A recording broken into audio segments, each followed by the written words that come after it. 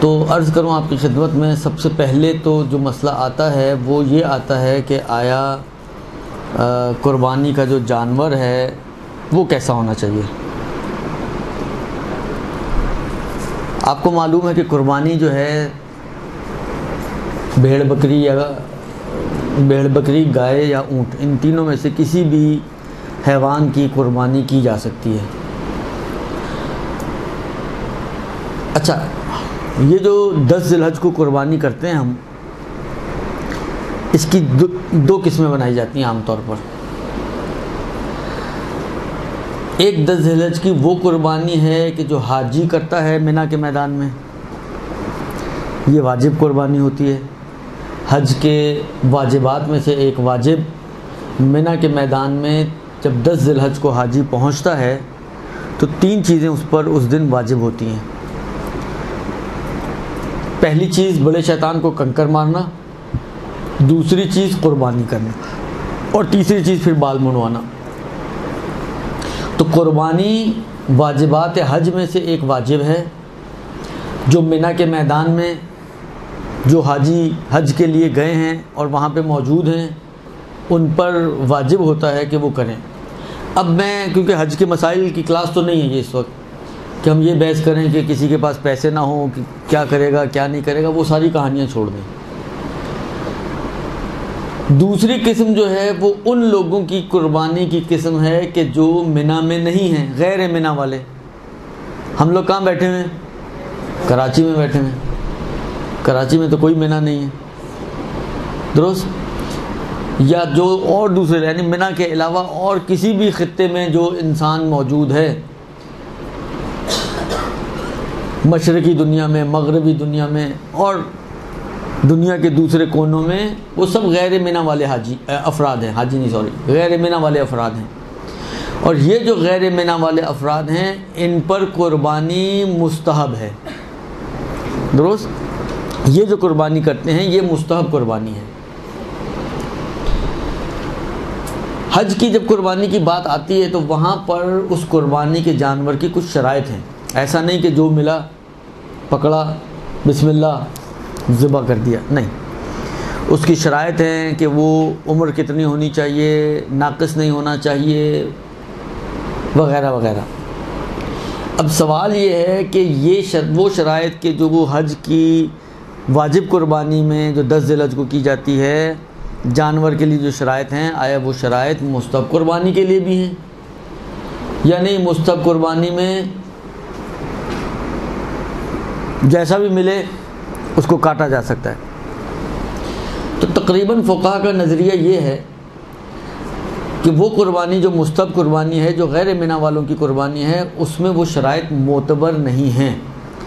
اچھا ہے اگر شرائط کا خیال رکھیں، لیکن اگر نہ بھی رکھیں کوئی، کیونکہ دیکھیں یہ بات تو واضح ہے کہ جتنا آپ شرائط زیادہ کرتے جائیں گے جانور اتنا جو ہے وہ کمیاب ہوتا جائے گا اور اتنا مہنگا ہوتا جائے گا، اور جتنا آپ ہلکے ہاتھ سے خریدیں گے، آپ نے یہ بھی نہیں دیکھا دانت کتنے ہیں، آپ نے یہ بھی نہیں دیکھا عمر کتنی ہے، آپ نے یہ بھی نہیں دیکھا اس کا کوئی سینگ ٹوٹا ہوا ہے، اس کا کوئی ناک کٹا ہوا ہے، اس کی کوئی دم کٹی ہوئی ہے، اس کا کوئی کان کٹا ہوا ہے، کچھ نہیں دیکھا، آپ نے دیکھا بکرا ہے، بے بے کر رہا ہے، اٹھا لے، درست؟ تو یہ نسبتاً پھر قیمت کے اعتبار سے بھی اسی طرح ہی ہوتا ہے۔ اور عید قربان پہ ویسے ہی جو بکرا عام دنوں میں 6-6 7-7 ہزار میں مل رہا ہوتا ہے، وہ عید قربان پہ 15-15 اور 20-20 ہزار میں بک رہا ہوتا ہے۔ ویسے ہی اس کے ریٹس ڈبل تقریباً آلموسٹ ہوتے ہی ہیں۔ پھر آپ 10 نخروں والا خریدیں گے تو وہ ڈبل سے بھی آگے بڑھ جائے گا، اور بغیر نخروں والا خریدیں گے تو ممکن ہے ڈبل پہ ہی کام آپ کی جان چھوٹ جائے۔ تو یہ فقہا کا تقریباً نظریہ ہے کہ جو شرائط حج کی قربانی کے لیے معتبر ہیں وہ شرائط جو ہیں کیا کہتے ہیں اپنا اس مجھے ایک ڈاؤٹ ہو گیا، ایک درود بھیجیں محمد والے محمد پر۔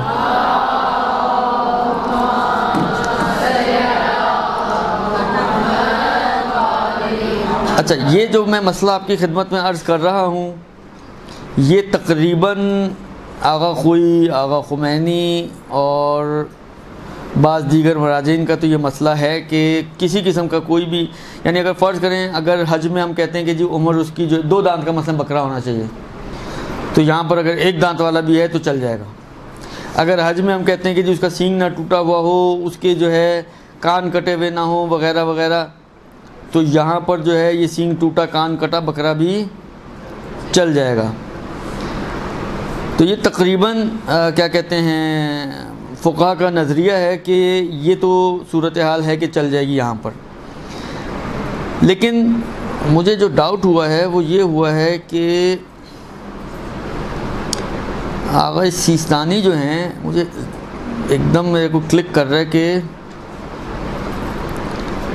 وہ جو ہیں کچھ ایج کے اعتبار سے کچھ شرائط کو مانتے ہیں شاید۔ یہ ابھی میرے ذہن میں گڑبڑ ہوئی ہے، ورنہ میں پہلے دیکھ کر آتا آپ کے لیے کہ اس کی شرائط جو ہیں ایج وائز جو ہیں۔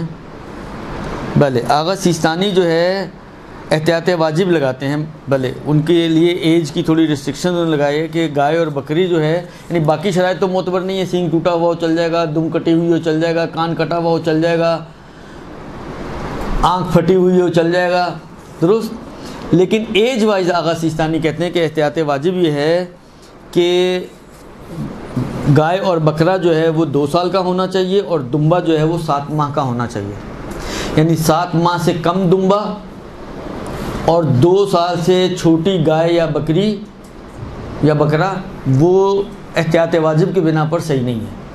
اب احتیاط واجب ہے، آپ کو معلوم ہے احتیاط واجب میں بہرحال رجوع کی گنجائش تو ہوتی ہے، تو اس مسئلے میں اگر آغا وحید خراسانی کی طرف رجوع کر لیا جائے تو وہ عمر کی ان شرائط کو مستحب قربانی میں معتبر نہیں مانتے۔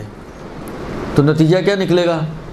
نتیجہ یہ نکلے گا کہ رجوع کرنے کے بعد سب فقہا کا پھر ایک ہی جیسا ہو گیا، آغا خوئی کا، آغا خمینی کا، آغا سیستانی کا اور آغا وحید کا، ان ساروں کا نظریہ ایک ہی بن گیا کہ بس یہ ہو کہ کہلائے کہ جی یہ بکرا ہے۔ اب کسی مرغے کا نام بکرا مت رکھ دیجیے گا، کہیں اس کا تو نام، یہ تو اس سے پوچھیں گے بھی تو کہے گا میں بکرا ہوں۔ تو بکرا واقعاً بکرا کہلائے، بس اتنا ہو کہ بکرا کہلائے تو وہ کافی ہو جائے گا۔ ایج وائز فرض کریں انہوں نے کہا جی بکرے میں 2 سال ہونے چاہیے، فرض کریں وہ 1.5 سال کا ہے تو بھی چل جائے گا۔ اگر انہوں نے کہا جی دمبے میں 7 ماہ کا ہونا چاہیے، وہ فرض کریں 6 ماہ کا ہے، رجوع کرنے کے بعد آغا سیستانی کے مطابق بھی چل جائے گا۔ گائے میں بھی انہوں نے کہا جی 2 سال کی ہونی چاہیے، اونٹ میں کہتے ہیں جی 5 سال کا ہونا چاہیے احتیاط کی بنا پر، حالانکہ وہ فرض کریں کوئی 4 سال کا اونٹ مل رہا ہے آپ کو، چل جائے گا۔ تو رجوع کرنے کے بعد یہ مشکل یہاں پر بھی حل ہو جائے گی۔ اس کے علاوہ باقی جو شرائط ہیں اس میں سے کوئی بھی شرط معتبر نہیں ہے۔ یہ تو ہو گیا ایج وائز قربانی کا مسئلہ۔ دوسرا جو سوال ہے وہ یہ ہے کہ قربانی کا وقت کیا ہے اور کتنے دن تک قربانی کی جا سکتی ہے۔ قربانی کا وقت مثلا فرض کریں طلوع فجر ہو گئی، آیا آپ طلوع فجر کے بعد آپ کہیں یار ابھی بہت سنسانی ہے اور آسانی سے کسائی بھی مل جائے گا، چلو سکون سے جلدی جلدی کام کروا لو، کیونکہ نماز کے بعد تو پھر بھاگم دوڑی شروع ہو جاتی ہے، کھیچم تانی شروع ہو جاتی ہے، تو آپ نے کہا پہلے کام کروا لو۔ تو آیا مثلا فرض کریں طلوع فجر کے بعد آپ ذبح کروا لیں تو کافی ہو جائے گا، یا نہیں مثلا فرض کریں کوئی پرٹیکولر وقت ہے کہ اس وقت کو سٹارٹ ہونے کے بعد آپ کو اس جانور کو ذبح کروانا چاہیے، تو تاکہ دیکھیں وہی والی بات ہے، اگر پہلے کروا لیں گے ذبح تو جانور تو ذبح ہو ہی جائے گا، ایسا تو نہیں کہ اٹھ کے بھاگ جائے گا کہ اوے ابھی ٹائم نہیں ہوا، درست، وہ تو ذبح ہو ہی جائے گا، گوشت حلال ہو ہی جائے گا، گوشت آپ کھا بھی سکتے ہیں۔ فرق کیا پڑے گا؟ فرق یہ پڑے گا کہ آپ کی مستحب قربانی کا ثواب آپ کو نہیں ملے گا۔ جو فرق آئے گا وہ صرف اتنا آئے گا کہ مستحب قربانی کا جو ثواب تھا وہ آپ کو نہیں ملے گا اس جانور کو ذبح کرنے پر، لیکن اگر ٹائم کے بعد آپ ذبح کریں گی تو بھلے مستحب قربانی کا ثواب بھی مل جائے گا اور باقی جو چیزیں ہیں وہ بھی مل جائیں گے۔ وقت کے اعتبار سے فرماتے ہیں کہ سب سے افضل اوقات جو ہیں، اوقات میں سے افضل وقت جو ہے وہ یہ ہے کہ عید قربان کے دن یعنی 10 ذی الحج کو طلوع شمس کے بعد طلوع شمس کے اتنی دیر بعد کہ نماز کا وقت یعنی نماز ہو جائے، فرض کریں 25 منٹ لگتے ہیں نماز میں، تو طلوع شمس فرض کریں 6 بجے ہو رہا ہے آج کل مثلا، تو 6:25 اس کے بعد سے آپ اس کو ذبح کر سکتے ہیں۔ یہ افضل وقت ہے. یعنی اگر طلوع شمس سے پہلے نماز کے وقت سے پہلے بھی کریں گے تو طلوع شمس کے بعد ہو جائے گا، لیکن افضل یہ ہے کہ نماز کا وقت گزرنے کے بعد کیا جائے. اور دنوں کے اعتبار سے اگر دیکھا جائے کہ کتنے دن کروائی جا سکتی ہے قربانی، تو جو منی والی قربانی ہے جو منی میں کروائی جاتی ہے وہ 4 دن کا ٹائم پیریڈ ہے وہاں پہ ان کے پاس، یعنی 10، 11، 12 اور 13. اور جو غیر منی والے ہیں ان کے پاس 3 دن کا ٹائم پیریڈ ہے، 10، 11 اور 12. لیکن ان 3 دنوں میں افضل یہ ہے کہ باقی شہر والوں میں کہ وہ عید کے دن ہی قربانی دیں، وہ زیادہ فضیلت ہے. بس قربانی کے اعتبار سے عید کے دن طلوع آفتاب کے بعد نماز کا وقت گزرنے کے بعد سے قربانی کرنا یہ زیادہ ثواب ہے. 11ویں اور 12ویں کو بھی کرنا چاہیں تو کیا جا سکتا ہے، ثواب کم ہو جائے گا لیکن بالآخر وقت ابھی بھی موجود ہے. یعنی 12 ذی الحج تک غیر منی والوں کے لیے وقت ہوتا ہے قربانی کا، لہذا عید والے دن بھی کر سکتے ہیں، عید کے بعد والے دن بھی کر سکتے ہیں، اس کے بعد والے دن بھی. لیکن جو میکسیمم ثواب ہے وہ عید والے دن کا ہے. پھر اب یہ ہو سکتا ہے کہ بعض اوقات ہوتا ہے کوئی مجبوری ایسی ہوگی جس میں عید والے دن آپ کی نہیں ہو سکی قربانی، تو ٹھیک ہے پھر آپ دوسرے اور چیزیں، ورنہ اگر پاسبلٹیز ہوں یعنی جان بوجھ کے ڈیلے نہ کریں تو یہ بہتر ہے زیادہ، تاکہ آپ کو تو بھائی کام کر رہے ہیں انسان تو کیوں نہ ایسے انداز سے کرے کہ اس کو اس کا میکسیمم ثواب مل جائے. بھائی کام کرنا ہی ہے، بھائی نماز تو پڑھنی ہوتی ہے نا، جب پڑھنی ہے نماز آخر وقت میں بھی پڑھنی ہے، اول وقت میں بھی پڑھنی ہے. آخر وقت میں آپ کو فرض کریں اس نماز کے اوپر 10 نیکیاں ملنی ہیں اور اول وقت میں 100 نیکیاں ملنی ہیں، تو کیا ہی بہتر انسان جب یا تو یہ کہ جی نہیں اول وقت پڑھ لی تو پڑھ لی، نہیں ہے اس کے بعد نہیں پڑھنی ہے، پڑھنی تو ہے ہی ہے تو اول وقت پڑھ لے، اس سے بہتر اور کیا ہو سکتا ہے. تو یہی صورتحال یہاں پہ بھی ہے.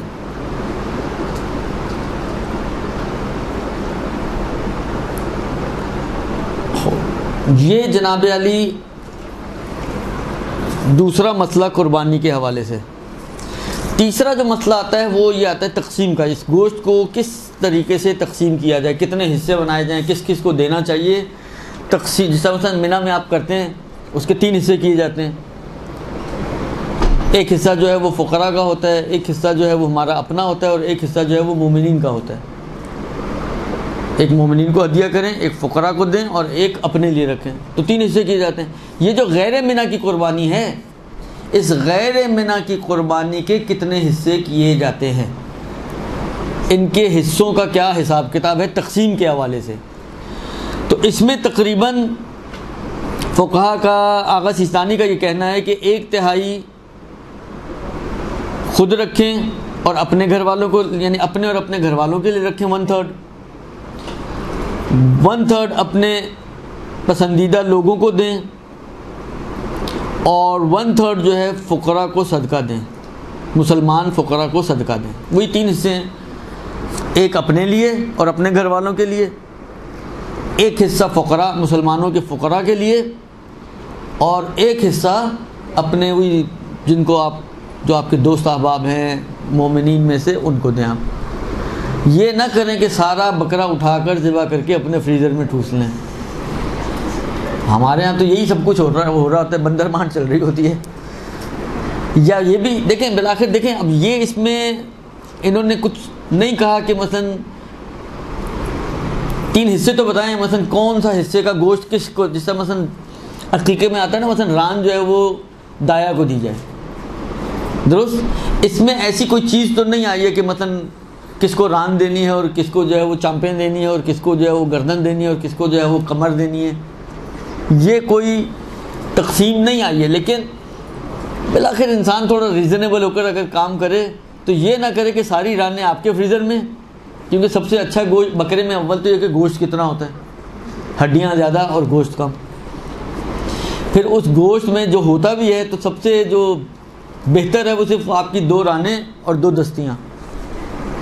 رانوں میں گوشت دستیوں سے تھوڑا زیادہ ہوتا ہے. آپ ساری رانیں اٹھا کے اپنے لیے روسٹ کرنے کے لیے رکھ لیں، اور باقی جو بچا کھچا کمر اور چامپیں اور الا اور بلا جو ہے وہ آپ سارا تقسیم کر دیں. تو یہ دیکھیں کریں گے تو کوئی حرج نہیں ہے، کوئی گناہ نہیں ہے آپ کو.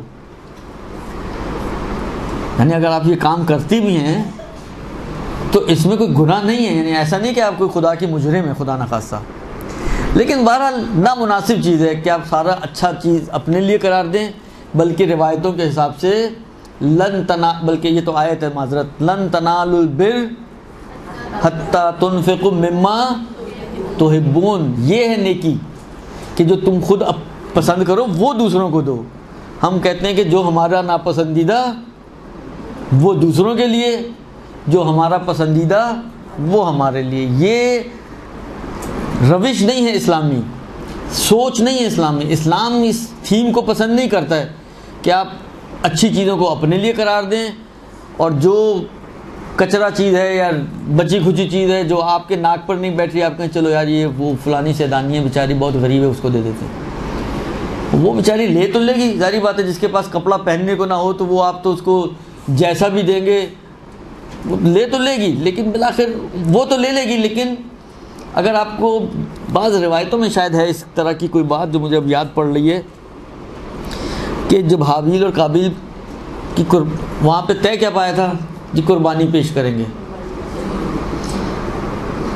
تو قابیل صاحب نے وہی والا کام کیا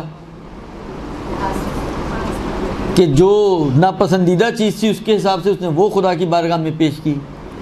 حابیل نے وہ کام کیا جو خدا چاہتا تھا کہ جو سب سے اچھی چیز تھی وہ خدا کی بارگاہ میں پیش کی، تو کس کی قبول ہوئی؟ یہ ہے ساری صورتحال۔ تو ہمیں بہرحال چلے، میں نہیں کہتا کہ ساری رانیں ہی آپ دوسروں کو بانٹ دیں، کم سے کم یہ تو کریں کہ گوشت بنائیں اور مکس کر کے بانٹ دیں، تو جیسا دوسروں کو مل رہا ہے ویسا ہی آپ کو مل رہا ہے۔ تو یہ تو ہو سکتا ہے یا نہیں ہو سکتا؟ اس طریقے سے اس کو تقسیم کیا جائے تو شاید زیادہ مناسب تر ہے۔ بس یہ ہو گیا گوشت کی تقسیم کا مسئلہ۔ اگلا مسئلہ اور اگلا سوال یہ کہ ایک جانور میں کتنے لوگ شریک ہو سکتے ہیں؟ یہ بہت زیادہ رواج ہو گیا شرکتوں کا، قربانی میں شرکت۔ تو میکسیمم کتنی تعداد ہے شرکت کی کہ ایک قربانی میں اتنے تعداد تک انسان شریک ہو سکتا ہے؟ دیکھیے، جہاں تک وہی واجب قربانی اور منی کی قربانی کا تعلق ہے اس میں شرکت نہیں ہوتی، لیکن یہ جو مستحب قربانی ہے جو غیر منی والوں کی قربانی ہے اس میں شرکت ہو سکتی ہے۔ بس یہ تو صحیح ہے کہ شرکت ہوتی ہے۔ اب سوال یہ ہے کہ مثلا بکرا ایک تو کتنے حصے ہو سکتے ہیں، یعنی کتنے شریک اس میں ہو سکتے ہیں؟ یا گائے ہے تو گائے میں کتنے شریک ہو سکتے ہیں؟ یا اونٹ ہے تو اونٹ میں کتنے شریک ہو سکتے ہیں؟ تعداد کیا ہونی چاہیے؟ شریعت نے اس شرکت کی کوئی تعداد معین نہیں کی۔ شریعت نے شرکت کے لیے کوئی تعداد معین نہیں کی۔ یہ جو کہتے ہیں جی 7 حصے اور 15 حصے اور یہ صرف یا تو ہو سکتا ہے کہیں، مجھے نہیں معلوم، لیکن یہ ایک امکان ہے کہ ہو سکتا ہے اہل سنت کے اندر اس قسم کی کوئی چیزیں ہوں تو وہاں سے وہ ذہنوں میں بیٹھ گئی ہوں، ورنہ ہمارے ہیں اس قسم کی کوئی چیز میں نے تو کم سے کم نہیں دیکھی، اور نہ ہی فقہا کے کلمات میں ایسی کوئی چیز دیکھی ہے کہ شرکت کے لیے کوئی تعداد معین کی گئی ہو۔ تعداد کوئی معین نہیں ہے۔ بکرے میں آپ 7 کی بجائے آپ 10 افراد کی شرکت کر لیں تو 10 کی ہو جائے گی۔ 10 غریب آدمی بھی اگر چاہے ثواب حاصل کرنا تو اس کو بھی ثواب ملے۔ حالا فرض کریں بکرا آ رہا ہے 15,000 کا، 15,000 کی شرکت میں 10 آدمیوں کا مطلب یہ کہ 1,500 ایک آدمی نہیں، ایک آدمی 1,500 افورڈ کر سکتا، بہت غریب لوگ ہیں مثلا۔ یعنی آپ یہ مت سوچیں کہ اتنا غریب کون ہوگا کہ جو 1,500 بھی افورڈ نہ کر سکے۔ خود لوگ اگر آپ بعض اوقات آپ قرآن پڑھانے کی فیس 200 روپے رکھتے ہیں تو وہ بھی افورڈ نہیں کر پاتے ہیں۔ یعنی معاشرہ اس قسم کے افراد سے خالی نہیں ہے۔ اب یہ کیا بیچارے حق نہیں رکھتے کہ یہ ثواب حاصل کریں؟ آپ کہتے ہیں جی 7 آدمی تو یہ تو 7 آدمیوں سے کیا بنے گا، تو بکرا تو نہیں آئے گا، تو آپ 500 کی شرکت بنا لیں۔ کتنی شرکت بن جائے گی 500 کے حساب سے؟ 30 آدمیوں کی شرکت ہو جائے گی، 30 آدمیوں کی شرکت کر دیں، فرق نہیں پڑتا۔ تو شرکت کے اعتبار سے نہ بکرے میں کوئی تعداد معین ہے، نہ گائے کے لیے کوئی تعداد معین ہے، اور نہ ہی اونٹ کے لیے کوئی تعداد معین ہے۔ لہذا جتنے ایزیلی جمع ہو جائیں اور ایک بکرا خرید سکیں تاکہ سب کو ثواب مل جائے، اتنی مشارکت ہو سکتی ہے، کوئی تعداد کی قید نہیں ہے۔ اس کے بعد اچھا یہ تو ہماری یعنی یہ تقریباً موٹے موٹے وہ سوالات تھے جو عام طور پہ لوگ پوچھتے ہیں، جو ذہن میں تھے وہ تو میں نے آپ کی خدمت میں عرض کر دیا۔ ابھی تو اور تو کوئی میرے ذہن میں اس وقت فعلاً نہیں آ رہا۔ اب کیونکہ بکروں کی بات چل رہی ہے، ایک اور مسئلہ اگرچہ وہ عید قربان سے ریلیٹڈ نہیں ہے لیکن جانوروں سے ریلیٹڈ ہے قربانی کے، وہ ہے کفارے کا مسئلہ۔ اچھا یہ بات یہاں پہ بھی آ سکتی ہے، یہی جو بات میں کفارے میں بیان کرنا چاہ رہا ہوں، اگر ہم اس کو تھوڑا ریلیٹ کرنا چاہیں تو اس سے بھی ریلیٹ کر سکتے ہیں۔ مثلا یہ بات قربانی میں بھی آ سکتی ہے۔ مثلا فرض کریں مجھے بقرہ عید پہ بکرا قربان کرنا ہے، کتنے کا بکرا آئے گا جی؟ سے 20,000 سے 15,000، 15,000 20,000 17,000 پلس مائنس بکرا آئے گا آپ کا۔ آپ کہیں یار یہ 15-17 ہزار جو میں نے بکرے پہ خرچ کرنے ہیں، تو میں یہ 15-17 ہزار مثلا فرض کریں اس بیوہ خاتون کو دے دوں، اس کے 2-3 مہینے کا راشن چل جائے گا۔ میں 15-17 ہزار اس کا بچہ بیمار ہے اس کو دے دوں، وہ چلو اپنے بچے کا علاج کروا لے گی۔ یعنی ہم قربانی کا آلٹرنیٹ کوئی نکالنا چاہیں کہ ہم قربانی کا جانور ذبح نہ کریں اور ہم کسی کی ہیلپ کر دیں، کسی کا علاج ہو جائے، کسی کو راشن مل جائے، کسی کے گھر کا سامان باہر پھینکنے والا تھا، آپ نے اس کے گھر کا کرایہ دے دیا، اس کے گھر گیا، کوئی بھی بلاخر اس قسم کی چیز چیریٹی ورک آپ کر دیں جس سے کسی مومن کا بھلا ہو جائے، کسی یتیم کا بھلا ہو جائے۔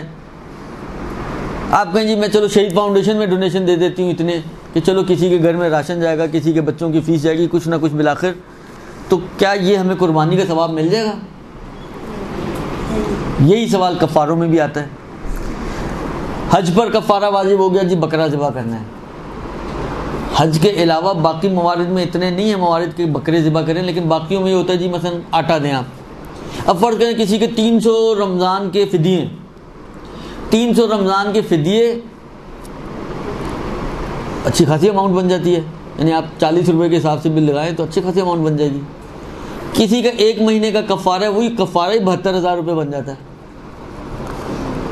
1 مہینے اس نے روزہ جان بوجھ کے نہیں رکھا بغیر عذر کے، تو 1 مہینے کے روزے کا کفارہ 72,000 روپے۔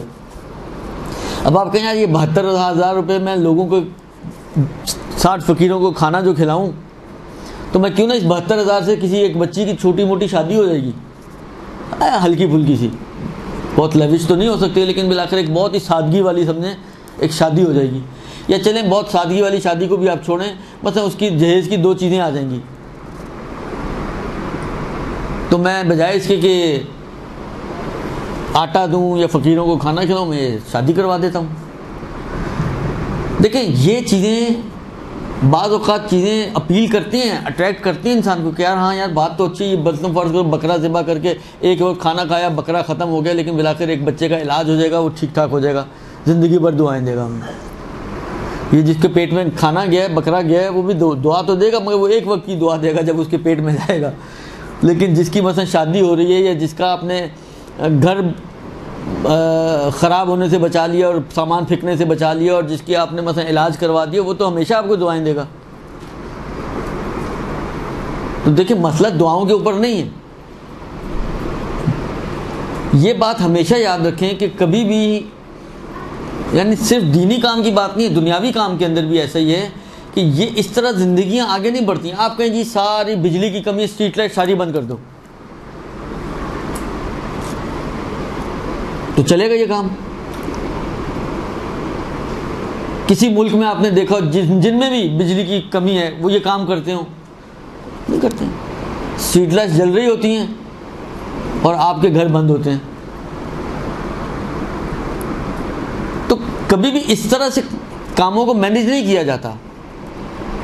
یہ جو چیزیں ہوتی ہیں نا، یہ ہماری نااہلیاں ہوتی ہیں، یہ ہماری حماقتیں ہوتی ہیں جو ہم اس طرح کے آلٹرنیٹس نکالتے ہیں۔ نیاز نہ کرو، مجلس نہ کرو، کسی کی شادی کروا دو، وہی والی بات ہے، کسی کی ہیلپ کر دو، کسی کو مثلا راشن ڈلوا دو۔ بھائی آپ کو کس نے کہا کہ آپ نیاز میں مثلا 1 لاکھ روپیہ خرچ کریں؟ آپ 5,000 والی نیاز کر دیں تو 95,000 سے یہ کام کر لیں۔ ہم کیا کرتے ہیں؟ ہم چاہتے ہیں کہ ایک چیز کو ختم کریں اور دوسری چیز کو کمپنسیٹ کریں، جبکہ ہم یا تو یہ بھی کر سکتے ہیں کہ دونوں کام کر لیں ایکسپینسز کو تھوڑا کنٹرول کرتے ہوئے، یا ہم یہ بھی کر سکتے ہیں کہ صحیح ہے وہ ایک کام ہو رہا ہے، وہ تو آپ کی واجب ذمہ داری ہے، اس کو کریں، اس کو کرنے کا اتنا دل چاہ رہا ہے تو جیب سے تھوڑے پیسے اور نکال لیں۔ اگر آپ کا اتنا ہی شوق ہو رہا ہے، اتنا ہی دل جل رہا ہے، اتنا ہی آپ کا من چاہ رہا ہے کہ آپ یہ کام بھی کریں، تو ٹھیک ہے، تھوڑے پیسے جیب سے اور نکال لیں۔ آپ کے پاس نہیں، 4 آدمیوں سے بات کر کے یہ کام کروا دیں آپ، کیونکہ بعض اوقات انسان اپنے اسٹیٹس سے بھی تو فائدہ اٹھا سکتا ہے نا۔ آپ خود نہیں کر سکتے لیکن آپ اتنا کر سکتے ہیں کہ کسی کو بولیں اور بلوا کے یہ کام کروا دیں، خواہ آپ جس طرح کروا دیں۔ لیکن یہ کہیں آپ جی یہ بند کر دو اور یہ کر لو اور یہ چھوڑ دو اور وہ کر لو، تو اس طرح تو پھر بہت سارے کام آپ کے رک جائیں گے، بہت ساری وہ چیزیں کہ جو واقعاً اہمیت کی حامل ہے وہ رک جائیں گی۔ میں آپ کی خدمت میں عرض کروں، ہے تو پرانی بات، نہیں تو 12-15 سال شاید پرانی تو ہونی چاہیے۔ میں سندھ میں گیا ہوا تھا مجلسوں کے لیے، تو شب عاشور تھا یا اس کے بعد والا دن تھا، ریڈیو چل رہا تھا، BBC کی خبریں آ رہی تھیں۔ اس کا کہنا یہ تھا کہ اس 2.25 مہینے میں اتنی مجلسیں اور نیازیں ہوتی ہیں، اتنا اس کا اتنا بجٹ ہوتا ہے کہ اس اماؤنٹ سے ایک چھوٹی حکومت چل سکتی ہے۔ آپ کہیں جی اس سال 2.25 مہینے مجلسیں، جلوس، ماتم، عزاداری سب بند کر دو، ڈیم بنوا دو۔ ڈیم کی بہت ضرورت ہے آج کل، چندہ جمع ہو رہا ہے، 10 روپے جمع ہو رہے ہیں ڈیم کے لیے۔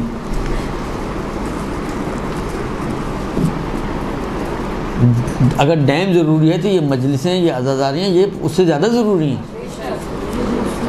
یہ نہیں ہو سکتا کہ آپ کہیں گے جی اس کو بند کر دو اور اس کو کر دو، اس کو بند کر دو۔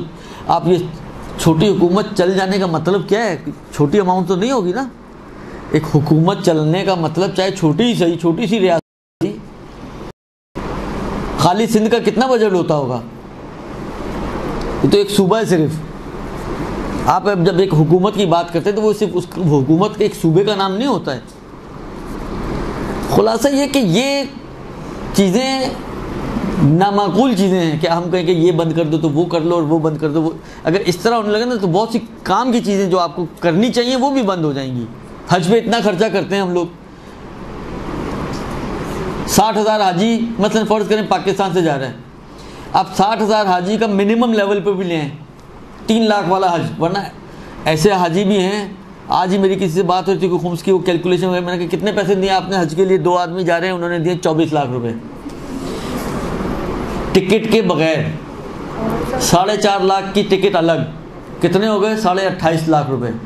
وہی والا حج ہے جو ہم بھی کرتے ہیں، حج بیت اللہ۔ میں ایک بات کر رہا ہوں، میں کہہ رہا ہوں ابھی ان سب کو چھوڑ دیں کہ جو اتنے والے حج کر رہے ہیں، ہم چھوٹے والے حج پہ بھی آ جائیں تو 3 لاکھ والا، 3.5 لاکھ والا حج ہے۔ 60,000 حاجی کو 3.5 لاکھ سے آپ ملٹیپلائی کریں تو ہمارے کیلکولیٹر میں اتنے زیرو بھی نہیں ہوں گے۔ ہم کہیں جی حج چھوڑ دیں، 1 سال حج چھوڑ دیں، پاکستان کے سارے قرضے اتر جائیں گے۔ تو اس طرح تھوڑی کام ہوتے ہیں۔ یہ کہیں حکومت والوں تک نہ آواز پہنچ جائے، وہ واقعی بند کر دیں حج 1 سال۔ اس طرح کبھی بھی کام کر، یہ طریقہ نہیں ہے کام کرنے کا۔ میں نے کہا نا کام کرنے کا طریقہ پھر یہ ہوتا ہے کہ آپ مینیج کریں چیزوں کو، آپ دیکھیں ہم کہاں پر ایکسٹرا خرچ کر رہے ہیں، اس ایکسٹرا کو ختم کریں اور جس کو آپ ضرورت سمجھ رہے ہیں وہاں پر خرچ کریں۔ نہ یہ کہ ہر ضروری چیز کے اوپر آپ کاٹی مار کے کہیں جی اس کو چھوڑ دیں، یہ کر لیں، اس کو چھوڑ دیں، وہ کر لیں، اس کو چھوڑ دیں۔ مینیج کرنے کی ضرورت ہوتی ہے چیزوں کو۔